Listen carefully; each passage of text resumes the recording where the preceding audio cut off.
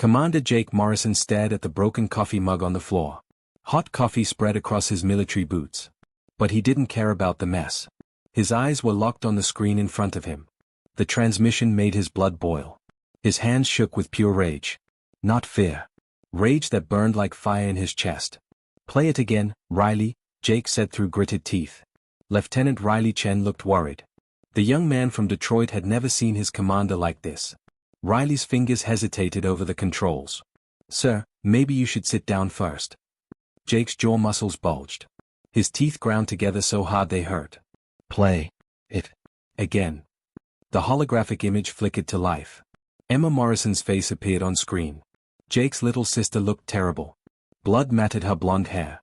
Her blue eyes were filled with terror and defiance. Those same eyes that used to sparkle when she stole his dessert as a kid. "Jake, if you're getting this, they found us." Emma's voice cracked but she kept talking. "The Hegemony fleet hit New Colorado 3 days ago. Mom and Dad, they didn't make it." Jake felt like someone punched him in the gut. His parents were dead. Gone forever. Emma continued, "We're not all dead though. Thousands of us are left. They're shipping us off-world as slaves, Jake. As slaves." The room started spinning around Jake. Red filled the edges of his vision. His heart pounded like a war drum. His baby sister was in chains somewhere in space. The girl who used to make him friendship bracelets was now property to be sold. "The coordinates are in this message," Emma said, her voice getting stronger. "I know you, big brother. You're going to do something stupid and heroic. But Jake, don't come alone. Whatever you do, don't." The screen went black. Static filled the room. Silence. Only the hum of machines and Jake's heavy breathing. Riley watched his commander's shoulders shake with barely controlled fury. This wasn't the calm, collected officer he knew. This was something else. Something dangerous. "Sir." Riley's voice was barely a whisper. "What are your orders?"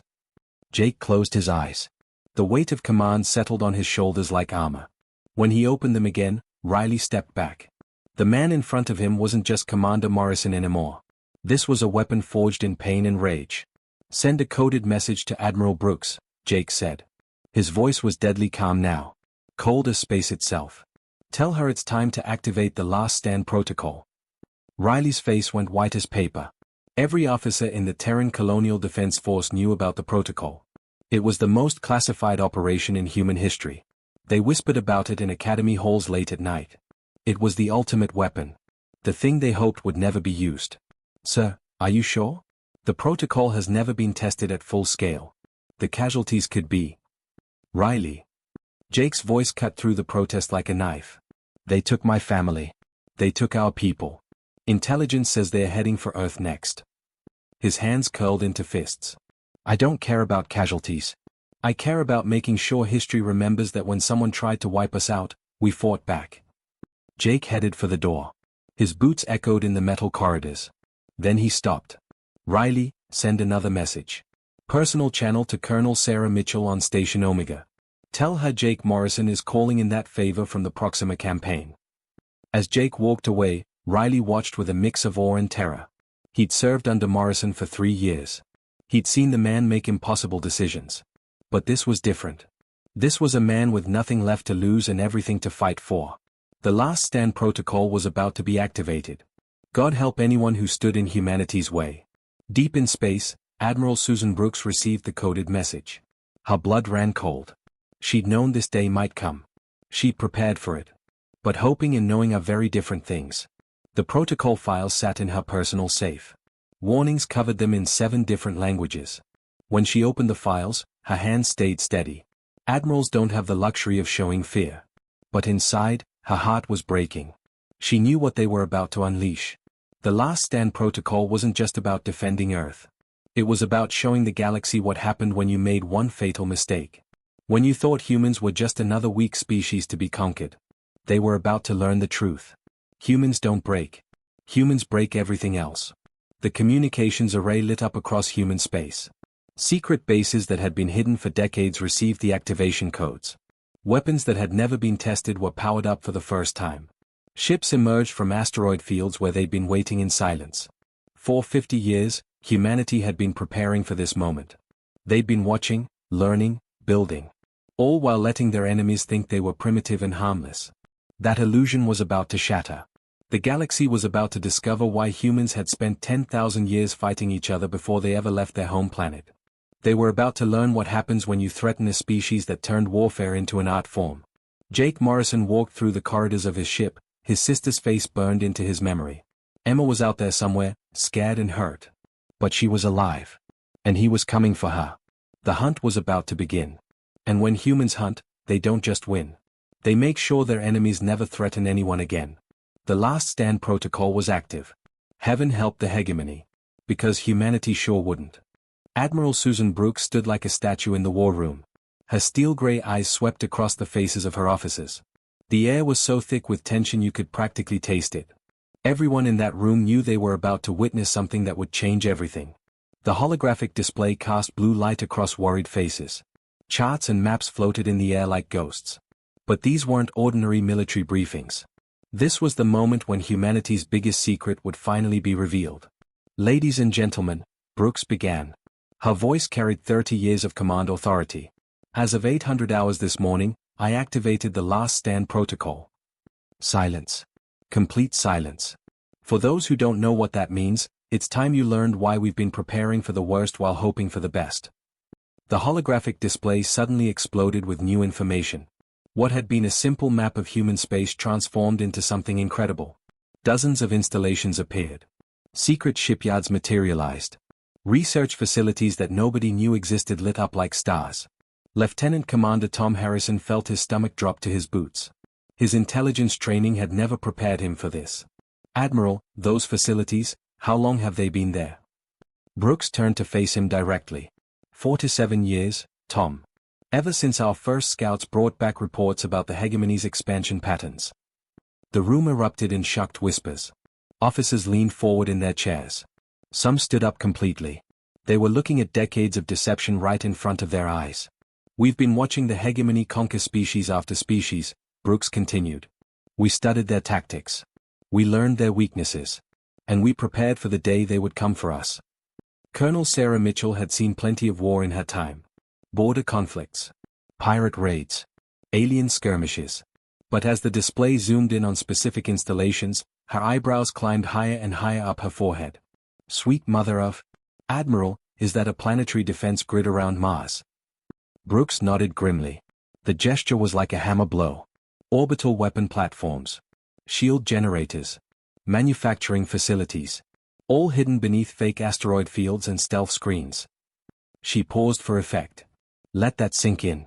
Mars isn't just our second colony anymore, Sarah. It's our fortress. The room exploded into conversations. Officers tried to process what they were seeing. Their own military had been hiding a shadow empire for nearly half a century. The scale was mind-boggling. But Brooks wasn't done yet. Show them the fleet numbers, Tom. The display changed again. Ship registries appeared that made several officers gasp out loud. Dreadnoughts that dwarfed anything in the official Terran Navy floated in the hologram. Carriers that could launch thousands of fighters at once. Assault ships built for one purpose only. To take the fight directly to the enemy's heart. Major Lisa Rodriguez stared at the numbers in complete disbelief. Her tactical mind was racing, trying to calculate the resources required. These ships, where did we get everything? The personnel? The shipyards alone would need. Every mining accident you read about in the outer systems, Brooks interrupted. Every failed colony that was quietly abandoned. Every research expedition that went dark and never reported back. She let that hang in the air like smoke. They weren't failures, Lisa. They were cover stories. The weight of decades of deception settled over the room like a heavy blanket. These officers weren't just learning military secrets. They were becoming part of the biggest lie in human history. Colonel Mitchell leaned forward. Her voice was carefully controlled. Admiral, what exactly is the Last Stand protocol? Brooks walked to the center of the holographic display. Images of hidden fleets and secret bases surrounded her like ghosts of wars yet to come. The blue light made her look almost supernatural. Sarah, the protocol is what happens when a species decides extinction is not an option. It's what we built when we realized our galactic neighbors don't see us as potential allies. They see us as resources to be harvested. Or threats to be eliminated. Her voice grew harder with each word. Colder. More final. The hegemony has conquered 47 species in the last century. 47 entire civilizations wiped out or enslaved because they couldn't defend themselves. She gestured to the massive display around her. We decided that wouldn't be us. Lieutenant Commander Harrison found his voice, though it came out rough. What about casualties, Admiral? If we're talking total war with the hegemony, the losses could be catastrophic. Brooks finished for him. Yes, Tom, we know. But let me ask you something. She looked directly into his eyes. What do you think the casualties will be if we do nothing? If we let them take our colonies one by one? Enslave our people? Eventually glass Earth itself? The room fell dead silent. You could hear the hum of the air recycling systems. The soft beep of computers. The sound of people breathing. The last stand protocol isn't named for our last chance to survive, Brooks continued. Her voice now carried the cold finality of Judgment Day. It's named for their last chance to leave us alone. Suddenly, the communications array crackled to life. A face appeared on the main screen. Weather-beaten. Scarred.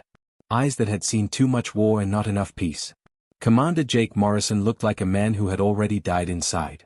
He was just waiting for his body to catch up. Admiral Brooks, Jake said. His voice was steady but fury burned underneath like lava. The hegemony has my sister. They have thousands of our people. And they're moving toward the inner colonies with over 2,000 ships. Brooks nodded. I've seen the intelligence reports, Jake.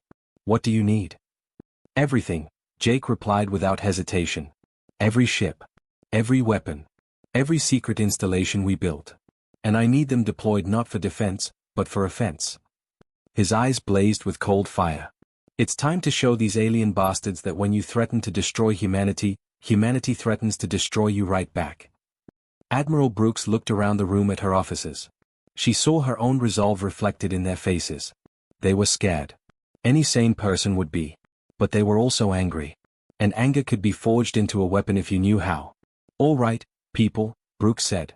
Her voice carried the authority of someone making a decision that would echo through history. You've just been briefed on humanity's most classified military operation. In 72 hours, we're going to war with an enemy that outnumbers us 50 to 1. She paused. Looked each officer in the eye. Questions? Colonel Mitchell raised her hand. When Brooks nodded, she asked what everyone was thinking. Admiral, do we have any chance of winning this? Susan Brooks smiled. It was the smile of a predator that had been hiding in tall grass for 47 years. Waiting for the perfect moment to strike. Sarah, they're about to find out why humans spent 10,000 years fighting each other before we ever left our home planet. We didn't become peaceful because we learned to love. Her smile grew colder. We became peaceful because we got very, very good at war. The last stand protocol was fully active. The galaxy was about to discover what happened when you woke up sleeping giants. Giants who had spent decades learning how to fight dirty. If this story gave you chills, smash that like button and tell us in the comments what's the most satisfying story you've ever witnessed. And of course, subscribe for more stories like this. The asteroid field looked completely normal from the outside. Just worthless rocks floating in the dark void between Mars and Jupiter. Commander Jake Morrison's shuttle drifted toward what seemed like another useless boulder. Nothing special. Nothing threatening. Then everything changed. The surface of the asteroid shimmered like water. It rippled and fell away, revealing something impossible. A massive docking bay carved deep into solid rock. Lights blazed inside. This wasn't just a hiding place. This was a fortress. Lieutenant Mike Torres, Jake's pilot, let out a long, low whistle. Jesus Christ, Commander. How long has this thing been here? Jake's throat felt tight as he watched enormous hangar doors slide open. Long enough, Mike. Long enough. What they saw inside made Jake's heart pound like a war drum. Ships filled the hangar bay. Hundreds of them. But these weren't the clean, polished vessels of the regular Terran Navy. These were something else entirely. These ships looked hungry. Their hulls were thick and brutal. Weapon ports covered every surface like scars. These weren't built for exploration or diplomacy. These were built to kill. Pure and simple. As their shuttle touched down on the landing platform, Jake spotted a familiar figure walking across the hangar floor. Colonel Sarah Mitchell strode toward them with purpose. Her auburn hair showed streaks of gray that made her look older than her 42 years. Too many battles. Too many losses. But her green eyes still burned with fire. Jake Morrison, you son of a bitch, Sarah called out, her voice echoing off the metal walls. When I said you could call in that favor, I thought you meant a few ships and some backup. Not humanity's entire doomsday protocol. Jake stepped off the shuttle and clasped Sarah's hand. He could feel the calluses from years of weapons training. Years of close combat. This woman had seen war up close and personal. Sarah, they took Emma. They took all of them. The smile faded from Sarah's face. She saw the pain in Jake's eyes. Not just grief. Something deeper. Rage that had burned so hot it had gone ice cold. She'd seen that look before. In her own mirror after the hegemony destroyed her home colony. How many? She asked quietly. 50,000 from New Colorado alone. Intel says they've hit 6 other colonies in the past month. That's over 300,000 people, Sarah. Jake's voice cracked slightly. 300,000 humans being sold in slave markets across hegemony space. Sarah's jaw tightened like a steel trap. She'd seen hegemony slave facilities during the Proxima campaign. The memory still gave her nightmares. And she'd been one of the lucky ones. Rescued after only 3 weeks. All right, she said. Her voice took on the tone that had once led Marines through hell itself. Let me show you what we've been building. They walked through corridors carved from solid rock. Past laboratories where scientists worked on impossible weapons. Jake glimpsed research into gravity manipulation. Time disruption fields. Something labeled Project Overkill that made nearby technicians speak in whispers. The thing about the Last Stand protocol, Sarah explained as they walked, is that it wasn't designed by normal military people. It was designed by people who understood something important. She paused at a reinforced door. When you're fighting for the survival of your entire species, the old rules don't matter anymore.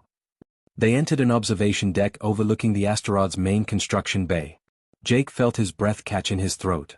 The ship being built below them was enormous. Larger than anything in the official fleet. But it was the details that made his hands ball into fists. The hull wasn't just armored. It was covered in scales that made it look alive. Predatory. Weapon ports covered every inch of the surface. But these weren't normal plasma cannons or missile tubes. These were something else. Designs that hurt to look at directly. Meet the TNS Retribution, Sarah said softly. First of the Vengeance-class dreadnoughts. She's not designed to fight other warships, Jake. Sarah turned to look directly at him. She's designed to kill planets. Jake's voice came out as a hoarse whisper. Planet killers? Sarah, we're talking about genocide. Sarah's expression went colder than deep space. No, Jake. Genocide is what they did to the vegan collective. Genocide is what they did to the Andorian Republic. Genocide is what they are planning to do to us. Her voice dropped to a whisper that somehow carried more threat than any shout. This is justice. A small woman approached them. Dr. Rebecca Chen looked gentle and harmless. The kind of person who might teach kindergarten or bake cookies for neighbors. But Jake knew better. This was the chief weapons designer. The person who'd spent 20 years building weapons of mass destruction. Commander Morrison, she said, extending her hand. I'm sorry about your sister. I lost my own family to the hegemony 15 years ago. Jake shook her hand. He noticed the slight tremor in her fingers. Not fear. Something else. The barely controlled energy of someone with a consuming purpose. Dr. Chen, what exactly am I looking at here? Rebecca gestured toward the massive ship below. The Retribution carries what we call a stellar compression cannon. It creates a temporary black hole that can collapse a planet's core in about 47 minutes. Jake stared at her. His brain struggled to process what he just heard. You built a weapon that destroys entire worlds. We built 12 of them, Rebecca said matter-of-factly. Like she was discussing the weather. The hegemony has used their technology to terrorize the galaxy for over a century. Time they learned what real terror feels like. Standing there, looking down at humanity's ultimate weapon, Jake felt something change inside him. The rage burning in his chest since Emma's message wasn't fading. It was hardening. Crystallizing into something focused and deadly. What's our timeline? He asked. Sarah checked her wrist display. Fleet ready in 60 hours. But Jake, you need to understand something. Once we use these weapons, once we show the galaxy what we can do, there's no going back. We'll never be seen as just another peaceful species again. Jake thought of his sister's face on that transmission. The fear and defiance in her blue eyes. He thought of 300,000 humans in chains. Being sold like cattle. He thought of his parents, dead on a world that should have been safe. Good, he said. His voice carried a finality that made both Sarah and Rebecca step backward. I don't want to be seen as harmless anymore. I want them to see us coming from 1,000 light years away and feel their hearts stop. I want our name to be the thing that keeps their children awake at night. Sarah nodded slowly. She was watching Jake transform right in front of her eyes.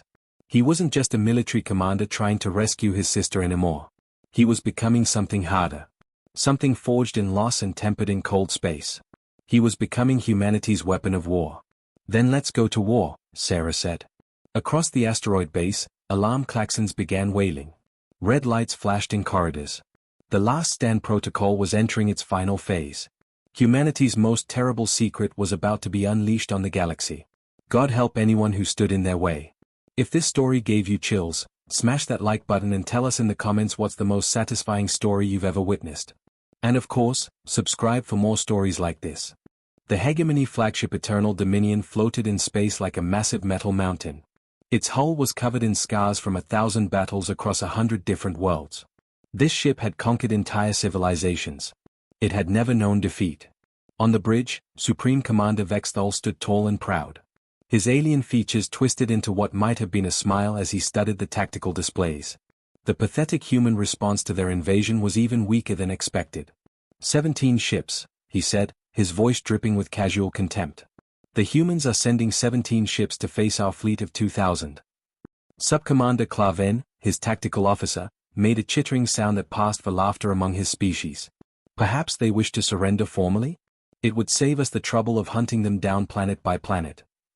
Vexthal was about to respond when his communications officer interrupted. Her voice was tight with confusion. Supreme Commander, we're receiving a transmission from the lead human vessel. They're requesting permission to speak with you directly. Patch it through, Vexthal ordered. He was curious to hear what desperate pleas these primitive humans might offer before their inevitable destruction.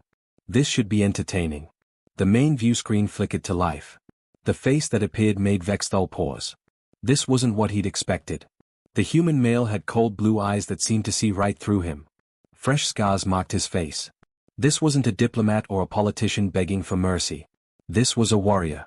Supreme Commander Vexthal, I presume, the human said. His voice carried none of the fear or desperation Vexthal had expected. I'm Commander Jake Morrison of the Terran Colonial Defense Force. I understand you have something that belongs to us. Vexthal's mandibles clicked with amusement. These humans were even more foolish than he'd thought. If you're referring to the human cattle we've collected from your outer colonies, they belong to us now. As will you, once we've disabled your ships and processed your crews for the slave markets. Something flickered in Jake's eyes.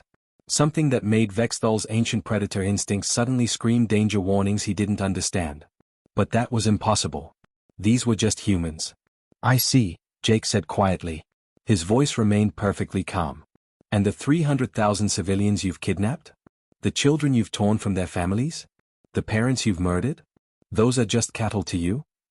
Of course, Vexthal replied. Your species serves no other purpose then. Jake cut him off with a simple gesture. Supreme Commander, you've made a fundamental error in your intelligence assessment. You seem to think you're dealing with just another primitive species that can be conquered through superior technology and numbers. The human leaned forward slightly. His smile was the most frightening thing Vexthal had ever seen. Not because it was cruel or savage, but because it was completely, utterly calm. Like a parent explaining something obvious to a confused child. You're not, Jake continued.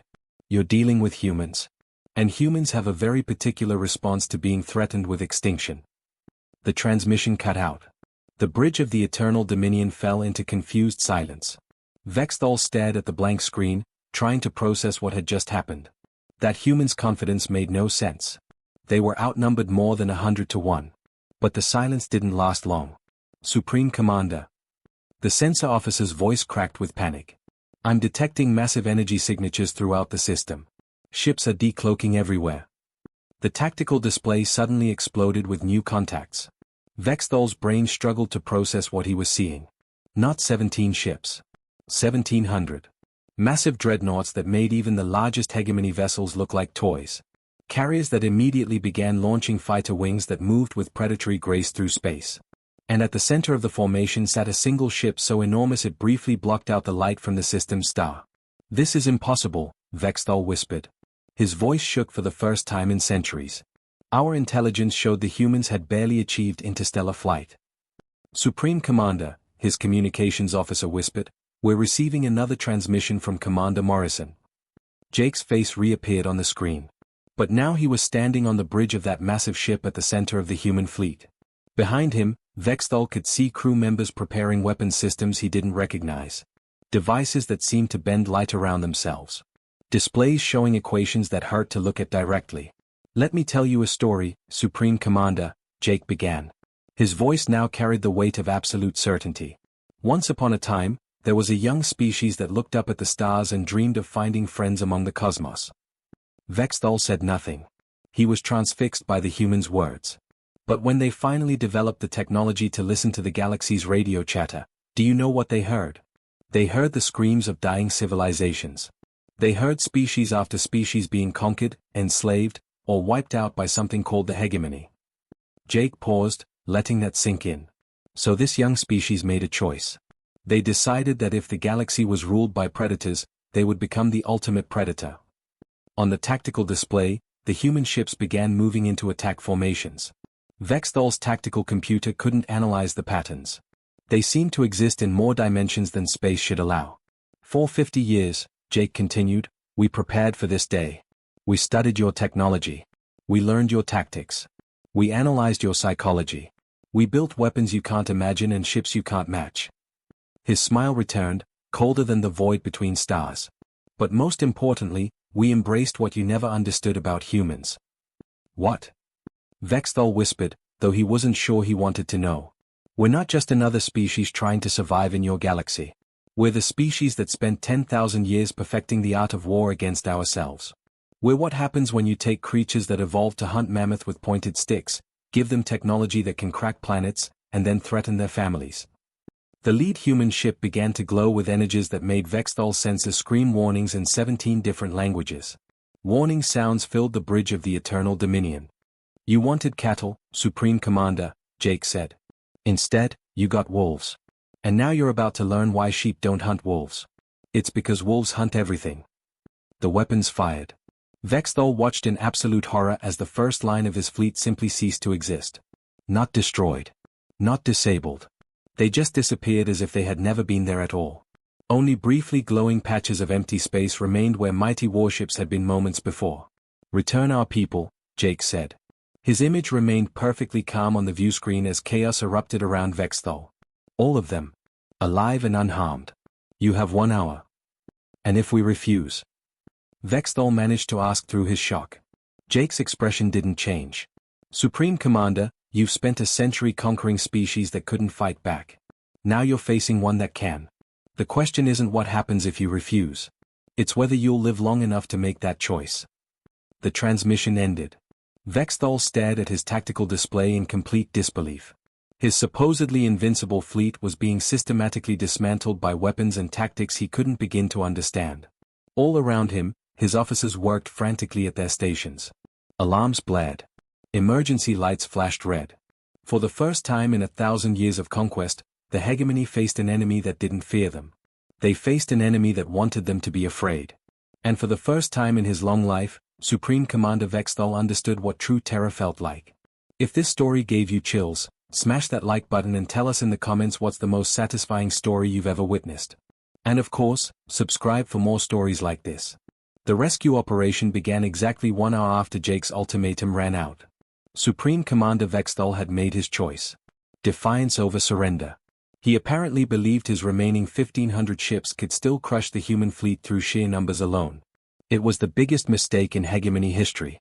One that would haunt their nightmares for generations. The TNS Retribution moved through the enemy formation like death itself had come calling. Its weapons didn't just destroy ships. They unmade them. Unraveled their very atoms and scattered them across space like glittering dust. Commander Jake Morrison stood on the bridge like a statue carved from ice. His eyes never left the tactical display. Around him, his crew worked with the deadly precision of people who had trained their entire lives for this single moment. Every movement was perfect. Every order was executed flawlessly. Boarding teams report successful insertion on Prison Ship 7, Lieutenant Torres announced. His voice carried across the bridge with military crispness. They've located approximately 8,000 human civilians, including Emma Morrison. Jake's jaw muscles tightened like steel cables. But his voice remained steady as stone. Condition: alive, sir. Injured but alive. Medical teams are already en route. For just a moment, something flickered across Jake's face. Not quite relief. Maybe the ghost of what relief might have looked like before rage had burned it all away. Then the mask slipped back into place. Continue the operation, he ordered coldly. I want every human recovered before we proceed to Phase 2. Colonel Sarah Mitchell commanded the assault from her heavy cruiser TNS Vengeance. She watched her boarding teams move through enemy ships like deadly ghosts. Human soldiers flowed through hegemony corridors with fluid grace. Their tactics were adaptive and brutal in ways that left their enemies confused and terrified. These weren't just soldiers. These were predators who had found their prey. It's like watching dancers, Dr. Rebecca Chen observed from the Retribution's weapons laboratory. Deadly, terrifying dancers who've choreographed this performance in the blood of their enemies. Sarah nodded grimly as she watched the tactical feeds. Humans don't just fight wars, Rebecca. We become war itself. It's what happens when you threaten our pack. On the main tactical display, the hegemony fleet was being systematically destroyed. But this wasn't random destruction. This was calculated. Precise. The human ships specifically targeted command vessels first. Then communication arrays. Then escape pods. They were making sure no word of this encounter would reach hegemony space. At least, not yet.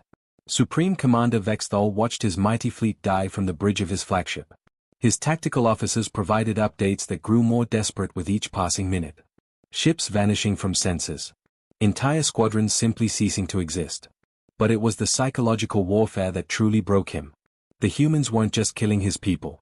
They were studying them. Recording every tactic. Analyzing every weakness.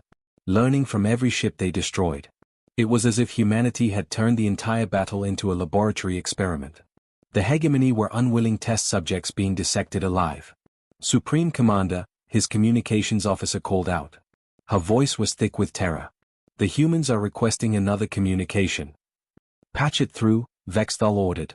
His mandibles were trembling now. The proud alien commander was cracking under pressure. Jake Morrison appeared on the screen. He was standing in what looked like a medical bay. Behind him, Vexthal could see human civilians receiving treatment from medical personnel. The rescued prisoners were alive and safe despite their terrible ordeal. But it was Jake's expression that made Vexthal's alien blood run cold. The human commander looked satisfied. Not happy. Not relieved. Just grimly satisfied. Like someone who had just completed a particularly unpleasant but necessary job. Supreme Commander, Jake said in a conversational tone. I wanted you to know that we've successfully recovered all 300,000 human civilians from your ships. They're safe now. Receiving medical treatment and being reunited with their families. What do you want? Vexthal whispered. His voice cracked like old leather. Jake tilted his head slightly, as if considering the question carefully. What do I want? I want my parents back from the dead. I want my sister to forget the nightmares she'll carry for the rest of her life. I want 300,000 people to not have experienced the terror of being treated like livestock. His voice remained perfectly calm. Somehow that made it more terrifying than any scream of rage. But since I can't have those things, I'll settle for making sure this never happens again. The tactical display around Vexthal's bridge updated with crushing finality. Only his flagship remained intact. 1,700 human ships surrounded the Eternal Dominion in perfect formation. Their weapons were trained on his position but not yet firing. They were waiting. Always waiting. You're going to let me live? Vexthal asked. Confusion mixed with his terror. Jake smiled. It was the most frightening expression Vexthal had ever seen. Oh, Supreme Commander, you misunderstand completely. I'm not letting you live out of mercy. I'm letting you live because I need you to deliver a message to your hegemony. What message? Vexthal's voice was barely a whisper now. Jake leaned closer to the camera. His blue eyes seemed to bore directly into Vexthal's soul. The message is simple. Humanity is no longer hiding. We're done pretending to be just another emerging species looking for our place among the stars. The human fleet began moving into a new formation around the hegemony flagship. Not an attack pattern. Something else. Something that looked almost ceremonial. Like a funeral procession. We are the species that conquered our own planet through 10,000 years of warfare. Then we turned our weapons toward the cosmos and decided we liked what we saw. Jake gestured to something off camera. The view screen split to show images from across human space. Massive fleets were emerging from hidden bases. Planetary defense grids were coming online for the first time.